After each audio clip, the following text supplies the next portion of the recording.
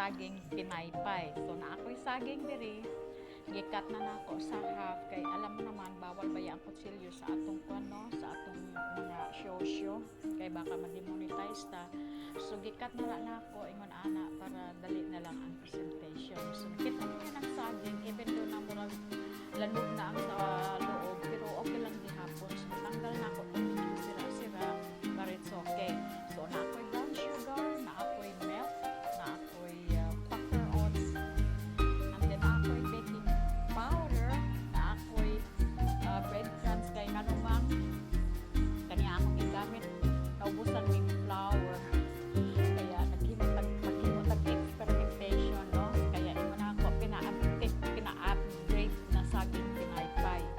So kana i-mix na ako kana para isahan na lang no ang breadcrumbs, ang oat milk, sugar, baking powder, i-mix na ako tanan kay dali lang kay wala ba ako'y cameraman sariling sikap. Then we will add the milk and then make the one halo-halo, mekos and then utangan lang isang itlog no para one pina-upgrade lagi nga pinaypay no kaya yan ganyan na pagkatapos nimo na mixing ang egg so kana na mga langga utangan nimo imong saging so dahan-dahan lang gud kay medyo kwan siya medyo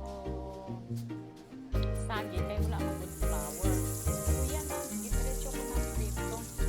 Ayaw mo kaguol ka ng mga nagkuan ng mga nagkalat ng mga puti-puti. Kuan na siya mga langga ka ng oat milk yan. So or unbread crumbs kaya it's still healthy no.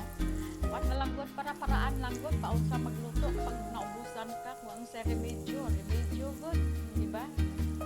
Tanawa. Diba? Lami man po ang outcome. Pinasosyal. Pinasosyal na saging pinaypay, no? Diba? Kaya bisan walay